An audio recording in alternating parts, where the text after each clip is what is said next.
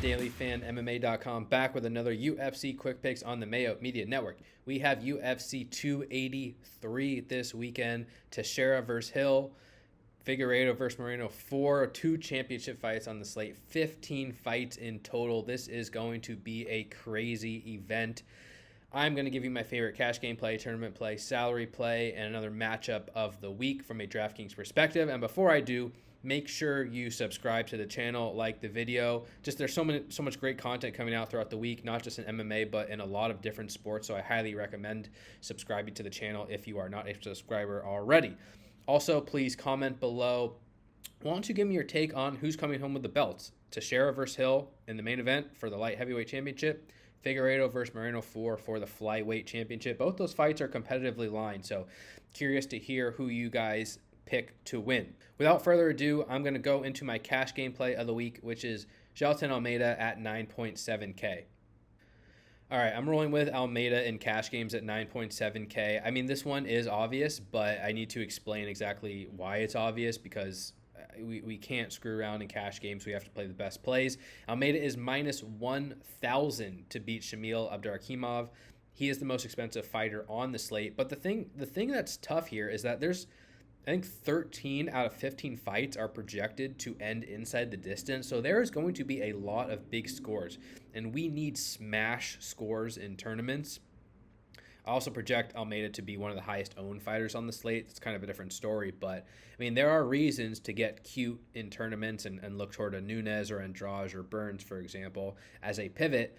In cash games, you just got to roll with the odds here. Minus 1,000 to win, minus 565 to win inside the distance. I don't think I've ever seen a line in the UFC that strong, and I believe he's up to minus 250 in spots to win in round one.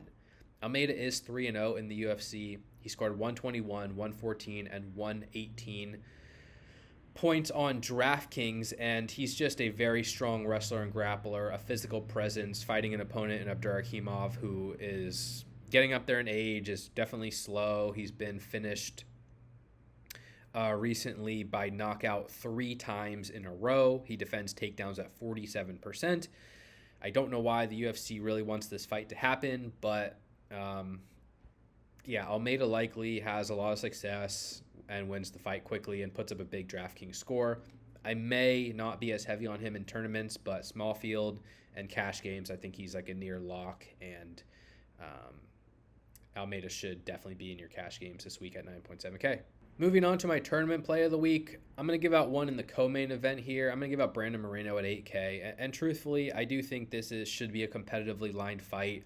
I will have exposure to both sides, but I've picked Moreno in all 3 of the fights leading up to this point, and I'll just kind of explain my general thoughts as to why I still think he has a realistic chance to win.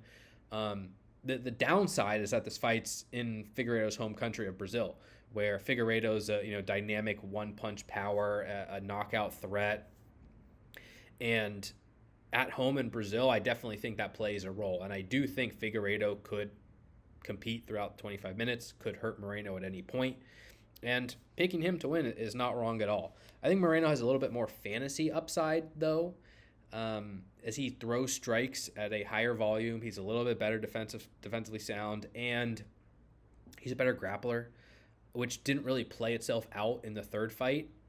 Figueiredo actually landed at least 1 takedown, if not 2. Let me pull that up real quick. Figueiredo, landed 2 takedowns against Moreno in the most recent fight, but didn't really have any control success. A couple minutes of control in total. Moreno didn't wrestle really until the end of the fight, which was a concern for me because he won by submission fairly easily in the second fight. And the problem that I had with Moreno is that coming to the third fight, he attempted 1 takedown in the first 4 rounds, ate a bunch of leg kicks, and what's the thing you need to avoid when your opponent's path of victory is to land big shots? It's to brawl with them. And Moreno spent a lot of time kind of brawling with Figueiredo, mixing up his wrestling, earning top control, is a way to relieve that pressure, and I do think he's capable of that. So I just think he has more takedown upside. I think he has more control upside. I think he has a little bit more submission upside outside of one fighter or the other getting hurt prior to a submission threat. And he also lands strikes at a higher rate. Figueiredo still to this day absorbs more strikes than he lands, 3.27 versus 3.53. Moreno's a little bit better here, 3.58 landed versus 3.33 absorbed. Inside distance lines, let me double check those as well. They should be pretty competitive. Moreno is plus 275, Figueiredo's plus 270. Moreno saves you the extra $200 on DraftKings, and I just like him a little bit better. I consider Moreno to be a little bit better per round. He's the younger fighter. He's the one who's probably going to be making improvements. I think he's better per round on the feet, and he has more grappling upside, where Figueiredo's probably going to need big moments in the fight, which he can still have success doing. But if I have to choose one from a fantasy perspective, it'll be Moreno at 8K. I project the winner to score very well regardless of who wins, and I like Moreno for the extra $200 in savings as a minus 125 favorite. So Moreno will be my tournament play of the week. All right, let's move on to my salary play. This one will be a little bit more sneaky, I think. I'm going to go with Ismail Bonfim taking on Terrence McKinney. And this is I could have used this as the matchup of the slate, where McKinney and Bonfim are, I think, minus 600 or more to end this fight inside the distance. McKinney is a slight favorite at overall, minus 130. Bonfim is plus 110. Yeah, the fight's minus 650 to end inside the distance. And we know McKinney's style by now. It's kill or be killed. He's very aggressive, a really good fighter, really skilled striker, and a good wrestler. Very dangerous, very impactful early in fights, but he doesn't have the cardio to last. He gets very tired, and he gets hurt, and he gets finished. And he's fighting an opponent in Bonfim who's making his UFC debut, who's not, an elite fighter anywhere. I wouldn't consider him an elite striker or an elite wrestler, but he's decent, and he's gone a hard 15 minutes a bunch of times and against decent competition.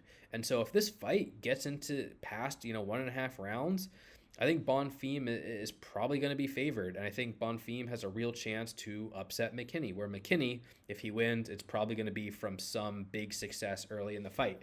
McKinney rates out very well from a DraftKings perspective, minus 105 to win, minus 105 to win inside the distance with a minus 130 betting line. He has a ton of finishing equity, likely to put up a big score in a victory, and I think he's an excellent DraftKings target. I also think McKinney's going to be among the higher owned fighters on this entire slate at 8.5K. People love to play him. He's a favorite. He rates out well, and he's scored very well in wins recently. So I think he's going to be very, very popular. And I just still don't fully trust him in extended fights, especially against an opponent who's shown to be durable, who's shown to have cardio, and who's talented enough to fight competitively, I think, the longer this goes. So 7.7K for Bonfim could be a little bit sneaky here. He's plus 155 to win inside the distance, so that does suggest if he wins at all, a finish is somewhat likely. I think he's got upside for the price, leverage opportunity against McKinney, and I think this is a matchup as well you just need exposure to. So I'll have ownership on McKinney, but probably less on the field, and I like Bonfim more from a sneaky perspective, from an upside standpoint at 7.7K. He'll be my salary play of the week. All right, and finally, my matchup of the week, I'm going to go with Gregory Rodriguez versus Bruno Ferreira. Rodriguez is a favorite at minus 286, Ferreira plus 246 on DraftKings. Rodriguez is 9.1K, Ferreira 7.1K, and Rodriguez is going to be the popular side here. Again, he's won 4 out of 5 fights in the UFC, put up big scores, coming off a 109-point knockout, scored 141 in the fight prior to that, and he's a big favorite, and he's minus 205 inside the distance, so he rates out very, very well. I mean, there's a lot of reasons to like Rodriguez. Good submission grappler, good wrestler, pretty decent technical striker. It's just he's got some durability issues, he's got some cardio issues, and some fight IQ issues where he tends to strike a lot before he wrestles. And he's fighting this newcomer in Ferreira who, probably loses. He's coming in on short notice. He is short for the division. He's not a big guy, but he's physical enough. I really like what I've seen from Teixeira on tape. I think he is a good wrestler, and he's a black belt in jiu-jitsu, and he's a black belt in judo. And, Rodriguez is used to having this big wrestling and grappling advantage, and I'm just not certain that he will in this matchup. I think Teixeira could neutralize him, could defend takedowns, could have good enough BJJ to survive some ground exchanges, or could even land a takedown of his own, as we haven't really seen Rodriguez defend takedowns from good wrestlers yet. And if this fight plays out on the feet, you can favor Rodriguez, but I mean, Rodriguez has been knocked out cold by fighters worse than Teixeira. It wasn't that long ago. It was on the Contender Series in 2020. He got knocked out by Jordan Williams in the first round. And then he nearly got knocked out by Junyun Park in 2021. And then he nearly got knocked out by Njokuani in 2022. And so, yes, do I favor Rodriguez? Sure. I think he has a lot of upside. I think he rates out very well from a DraftKings perspective. But I think Teixeira is a live underdog here. And I think he's very sneaky at 7.1K, plus 325 inside the distance. I don't expect much of him in an extended fight, but I do think he has finishing upside early, and I'm very curious to see him in the octagon on Saturday. Great matchup to target. I think it's going to be fought at a super high pace, and the winner is going to put up a very strong score. So that will be my matchup of the week. All right, guys, that's going to do it for this week's UFC Quick Picks. Thank you again for the support. You can follow me on Twitter, @Appley, @TTPP. Just finished off like an hour and 40-minute premium podcast with my boy Gordo, covering every single fight on the slate. If you're looking for more information, again, you can find that dailyfanmma.com. We even have a promotion for, I think, $28.30 off a yearly package. If you want that, that's UFC 283 as the promo code for yearly package. Just DM me on Twitter if you need any more information. Again, Brett Appley, @TTPP. Thank you, guys. Make sure you subscribe to the channel, like the video, comment below who you're picking in the title fights. Best of luck this week. Take care. Stay safe. We'll talk to you soon. Peace.